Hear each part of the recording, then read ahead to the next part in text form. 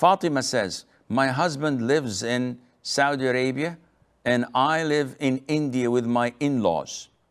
I do not want to stay here in the absence of my husband, but I live here just because my husband said so. What's the ruling regarding this? Can I go and stay at my parents' house without my husband's permission? Fatima, this is a complicated scenario because originally, unlike what the people in the subcontinent want or like to hear, a woman, a wife in Islam deserves a separate accommodation. This is her right in all books of fiqh.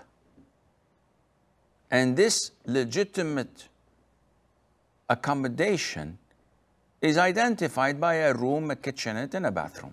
That's it. It doesn't have to be a mansion. It doesn't have to be a spacious apartment, though that would be a plus, but this is her right in Islam. The vast majority of the people in the subcontinent marry to bring a new servant to their mother and sisters. She's the one who cooks and cleans, and why would she do such a thing? She was living honorably in her parents' house. Why would she move? What is the cost?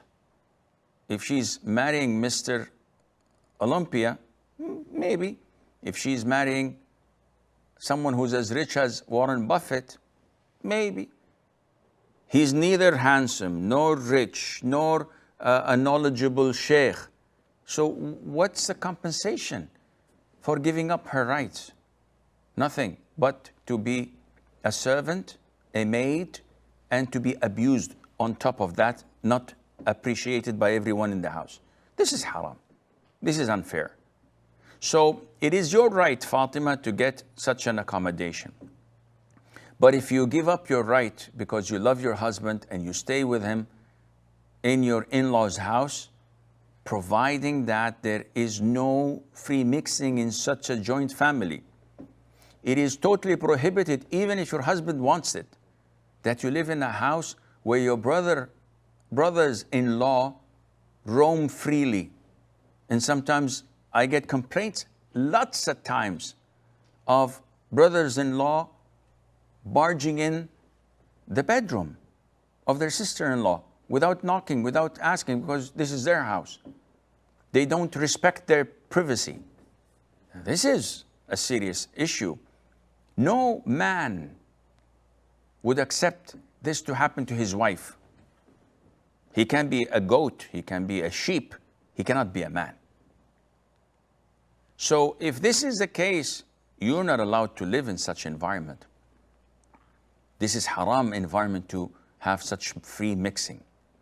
Now, if your husband is out of the country, 6 months, maybe a year, working to earn money, why are you staying in your in-laws' house? The one who you are supposed to serve, who is your husband, is not there. And if there is non-mahrams coming in and out or living in the house, definitely you must not be there. You have all the right to go and live with your parents. If your husband does not allow you to do that, you do not have to obey him. You're not obliged to obey him. He's not there.